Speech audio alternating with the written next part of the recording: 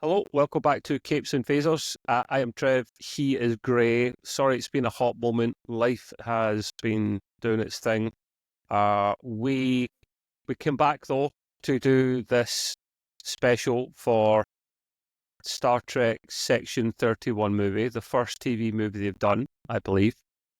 And Gray, I think you absolutely adored this movie, but the looks of it, yeah. yeah. Best movie I've seen since Wrath of Khan, yeah.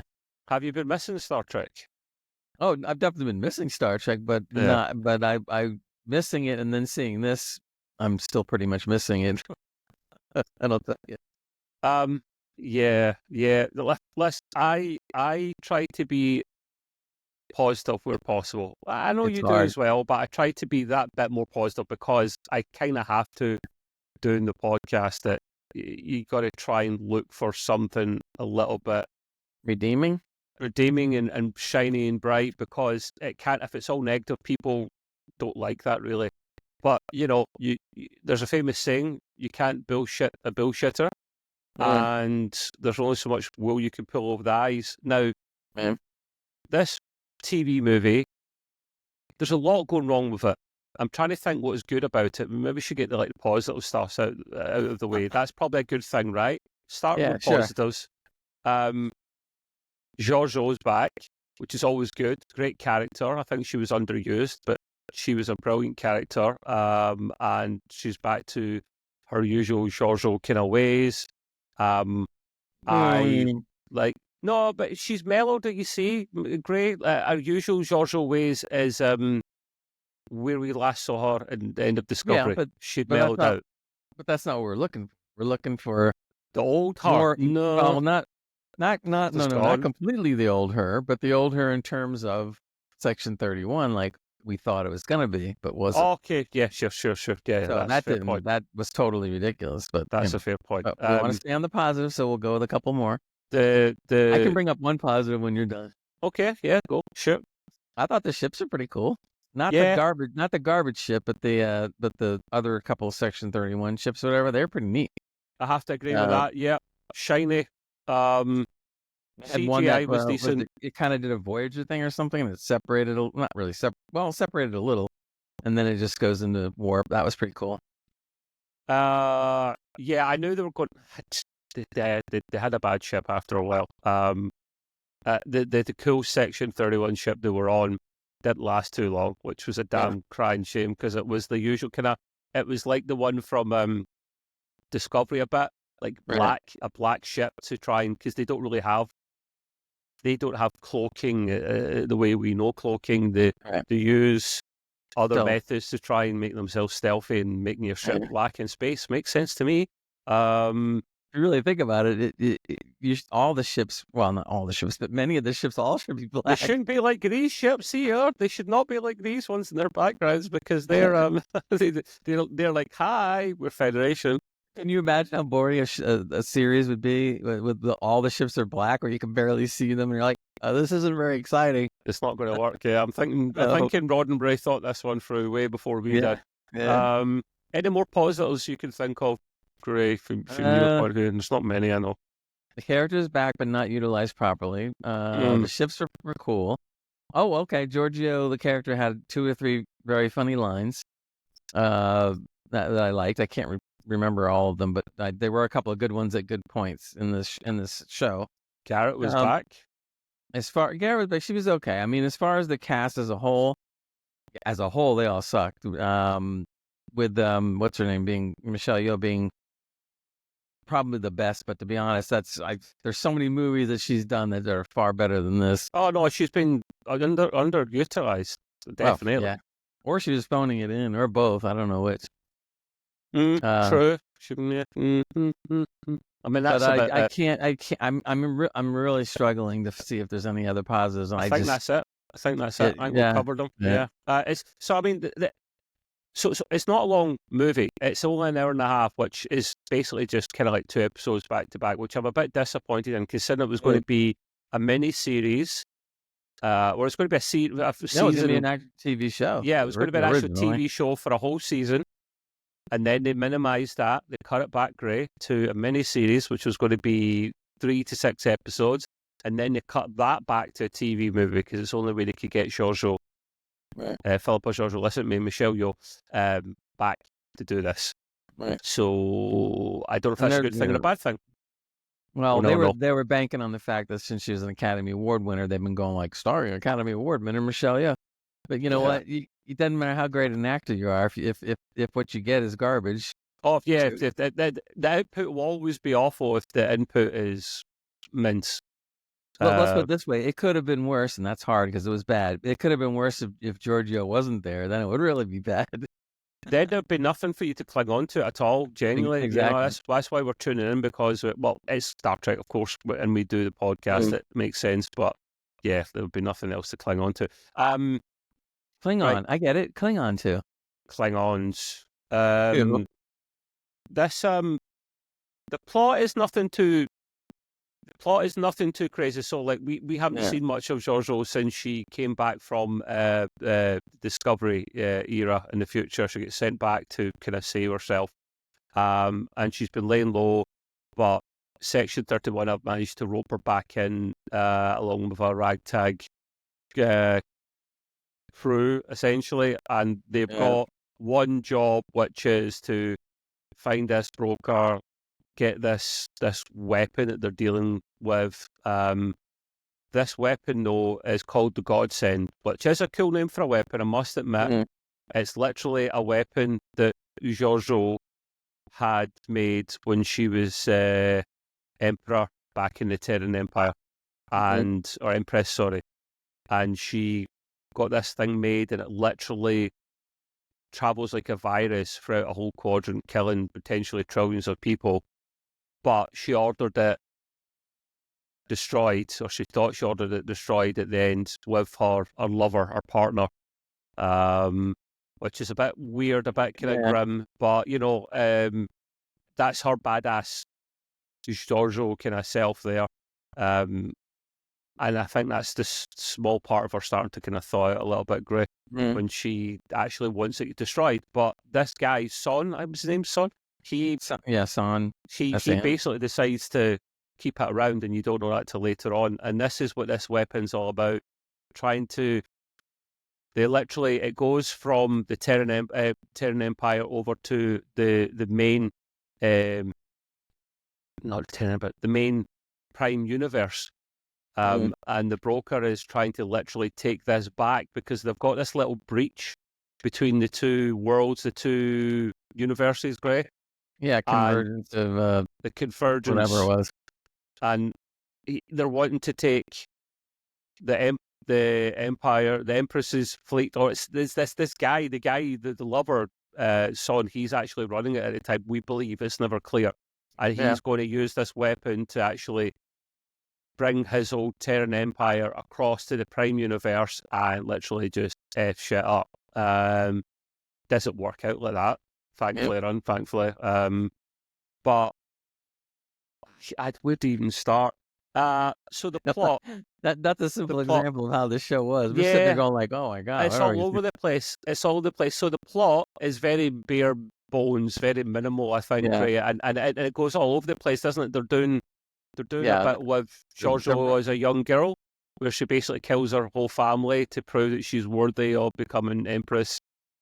But it's all over the place. That's the first thing to start ungrading the plot. What's your opinion on the plot?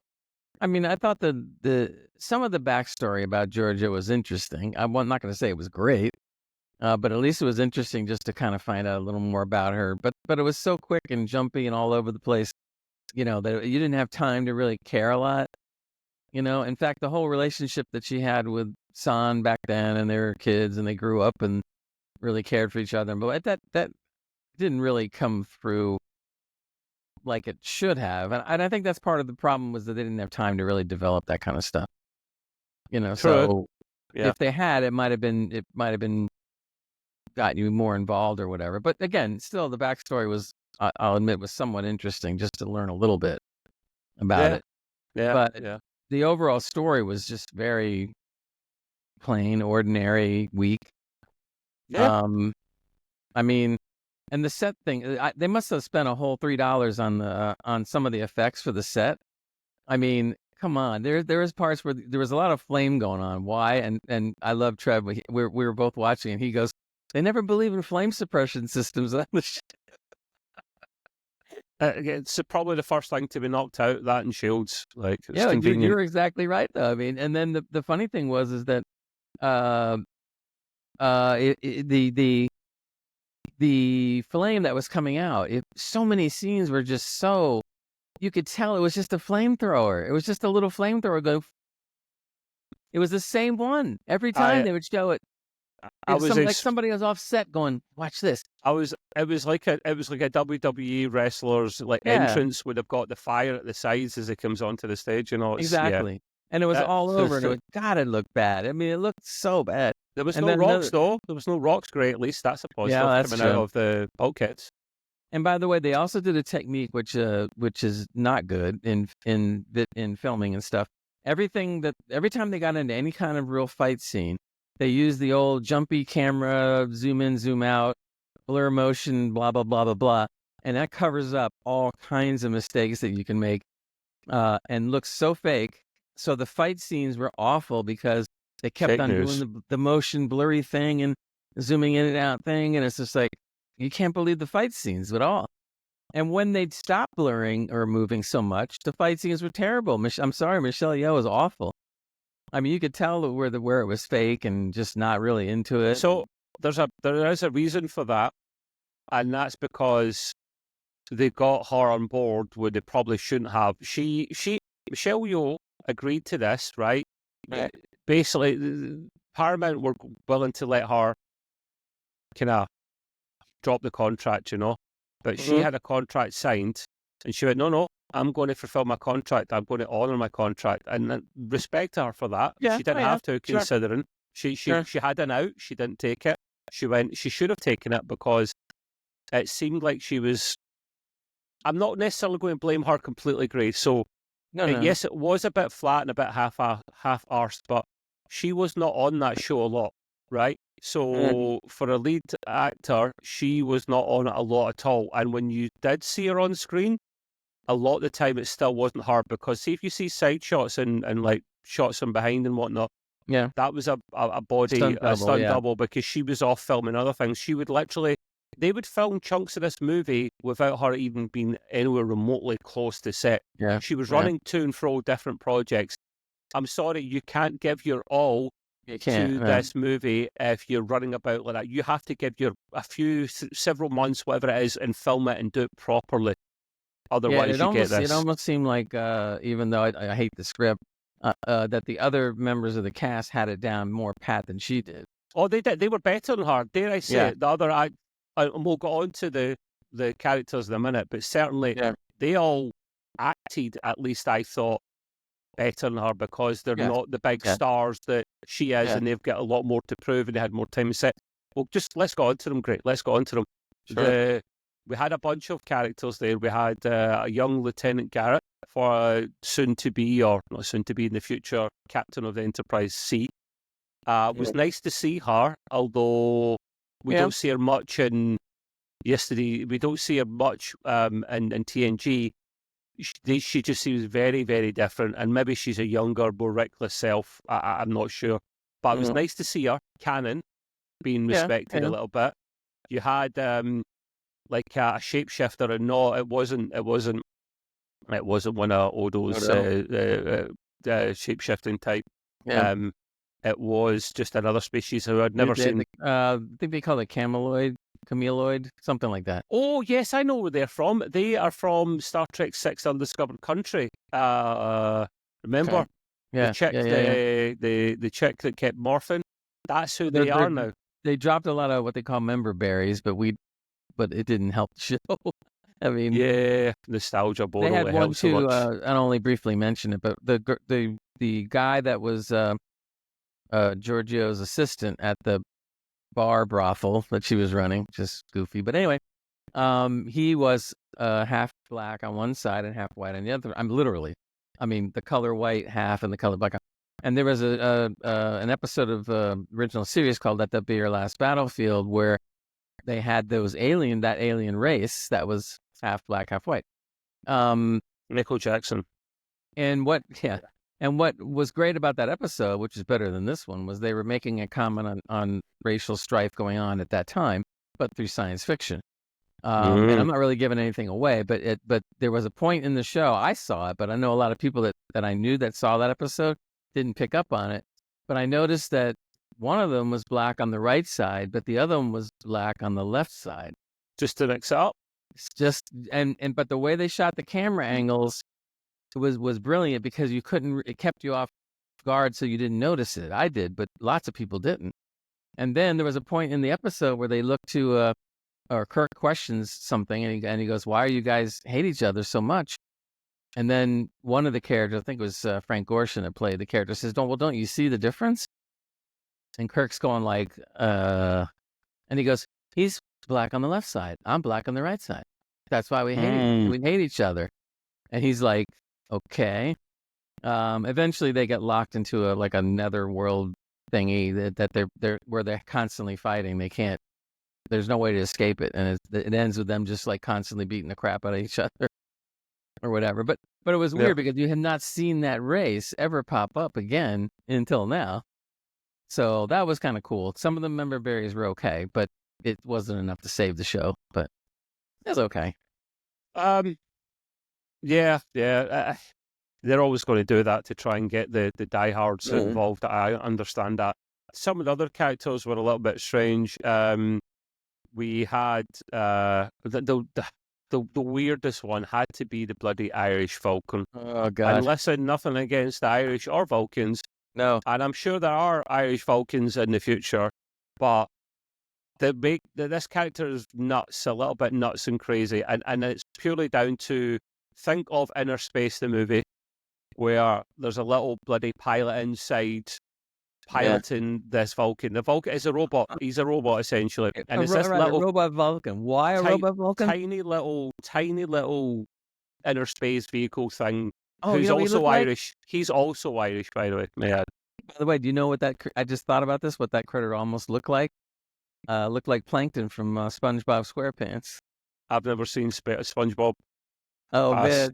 People out there that know the show, you remember Plankton and what he looked like. He was a little tiny piece of plankton that was an evil guy. Don't have any kids or grandkids, so I can't say I watched SpongeBob. It's actually good. It's a good adultish humor too, some of it. But anyway, that's it. Okay. You gotta watch the older shows, especially. Anyway, yes. This brings me about to something that we'll touch on this a little bit, where there were scenes in this movie that were direct steals from something else. And we're gonna name Star Wars right off the bat. There was 2 or 3 scenes that were just out of Star Wars. Yeah, hold that close to you. We'll work our way through the characters. Otherwise, this will just be a complete mess of a podcast. And we'll be to go back to Gray. We'll be like the movie. We'll be going all over the place, jumping about. Yeah, we're better than that. Well, the Irish Vulcan was totally absurd. That was like the dumbest thing I've seen yet. And unfortunately, like you were saying, if I was Irish, I would be screaming at this, going like what are you doing? Be offensive, actually, to Irish. Yeah, and then for us, for all of us that really, love Vulcans and have gotten to know what Vulcans are like through the TOS and TNG and Voyager and everything else. Oh my God, they just practically spit in the Vulcan's face right there, and then they kind of like say, well, there's a reason for it because he's a robot. Well, okay. Well, who the hell built a Vulcan robot anyway? It's the little pilot inside is the one that causes all the mischief, and he's the one that's really Irish. So I guess the accent and the personality shines through. He's nuts. He's the big bad, really, of the whole thing, which cracked me up. Well, not the big bad, but he was basically the guy trying to get the device for me to be in. I'm just thinking a bit batshit crazy. Other characters. Probably the one I liked the most was the human, or the augment. I guess he is human. He's the augment from the eugenic wars in the 1990s. He'd been on cold ice this whole time. No mention of Khan or anything like that. I thought it'd slip his name in there because it was right there to say it. No name drop of can't remember the bloody character's name. That's shocking. Brent Spiner plays played the all the augments' father. He was the father character, the nutty scientist. And Brent Spiner, because I've seen him play Lore before, he plays a kind of batshit crazy character really well, Brent. No name drops any of those two. We had this augment, he's fine.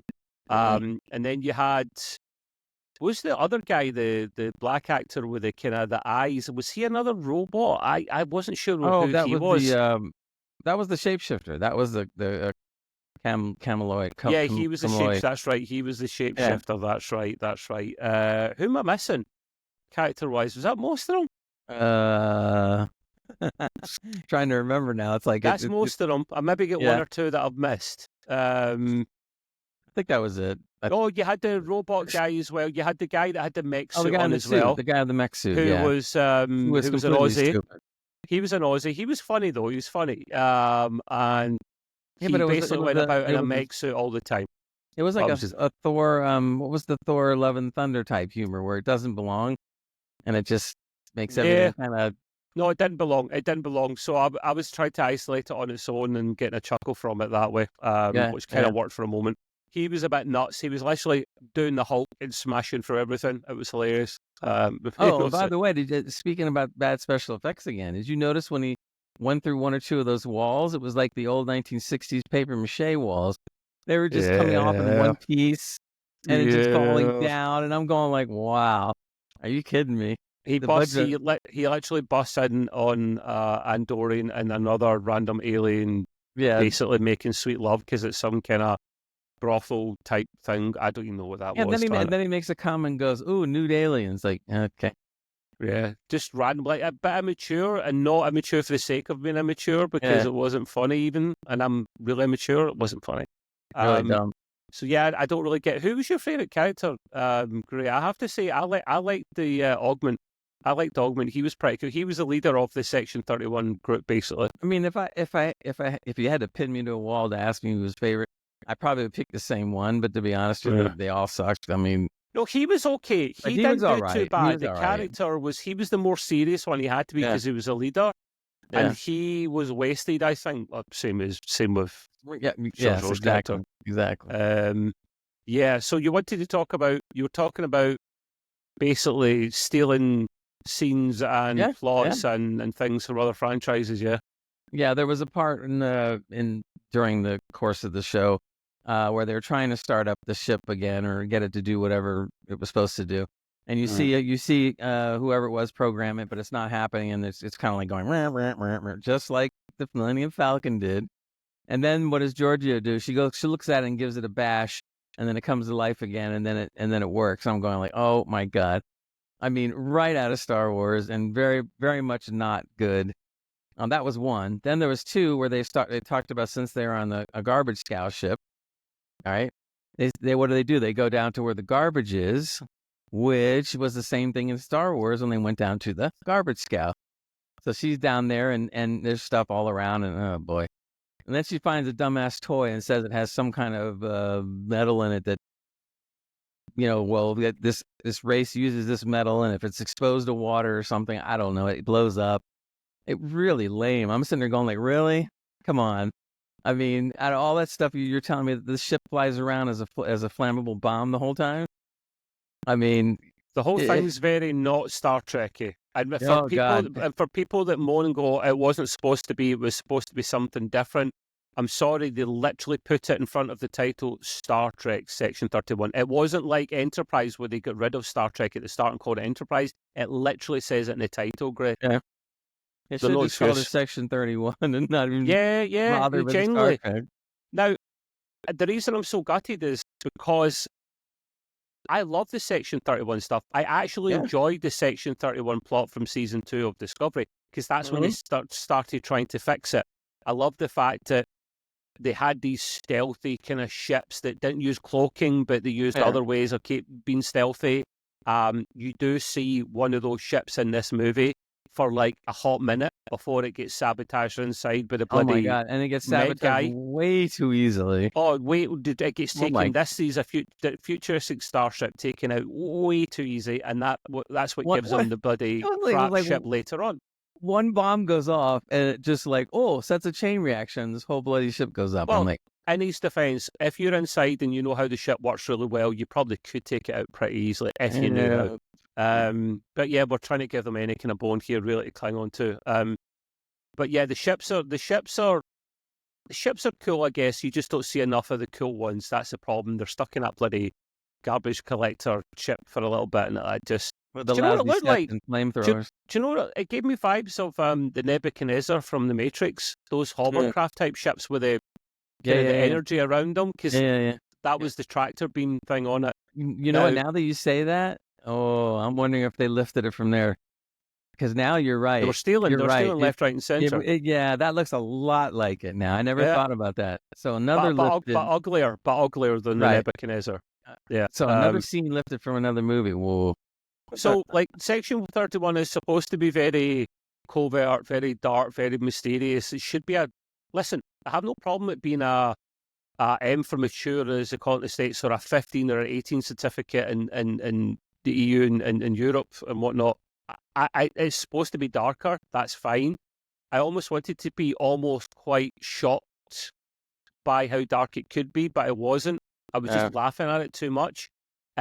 They wasted such good potential to bring back the vibes they had of Section 31 in the past, because that was, and it was all down to Kurtzman, Alex Kurtzman, the devil of Star Trek. He's literally ruining it. And I'm telling you, when the Paramount deal is completely closed, they need to get shot of him, and they're trying to decide what to do with him. They need to get shot of him because he is literally ruining Star Trek. Well, he literally is ruining it. I don't know how much you want to get into that, but I think you've seen some of the rumors that are going around. Briefly, because that is a review we're doing. Well, what's happening, and more people are talking about the same rumor, which usually means that there's some truth going on with it. But essentially, what Skydance did is that they hired a third party, and this is common in Hollywood, blah blah blah. They hired a third party auditing company to basically go through the entire Star Trek franchise as it was revived with Kurtzman when he started Discovery, and to give them an analysis of like what's been earned, what's been lost, what's been whatever. And they ended up reporting them as saying that it's a 98% failure financially. Well, we could have said that. Exactly. And their recommendation, their professional recommendation, is that they should let the contracts lapse that they have, which are really bad contracts, by the way, with Kurtzman and Bad Robot. And when those contracts expire, which is until 2026, by the way, I think summer of 2026, once it expires, then wait an additional year or maybe two to let everything settle out and then totally reboot Star Trek, going all the way back to where it... Yeah, because he owns the rights to those programs. That's the thing. Whoever done that deal needs shot. Paramount should always own the rights to their own bloody show. Yes, they save money this way, but it's ridiculous, because basically if they go away and do... If Alex Kurtzman leaves tomorrow, Paramount cannot use the material he's already done, because he at least but neither can he. The deal goes both ways. So he can't go out and syndicate, let's say, what he did. So it's essentially dead between the two of them. So they need to wrap it up nicely and then move on to Legacy or something later on. That's what they need to do. The thing that really killed or is killing or killed Star Trek in this later period is the fact that contract was one of the worst contracts I've ever heard of. They make some goofy contracts sometimes in Hollywood. It was to save money, mate. If they can save money, Paramount, by signing over more of the rights that way. It's penny pinching. You know they're never going to do a contract like that again. I mean, it was no. It was so one-sided, because the contract clearly says that we have control over making whatever we want to make as long as we make it before the contract ends. That's the way it was made. The reason why Starfleet Academy, that's coming soon, was renewed for a second season before the first ever even airs was because they needed to do that. Coming.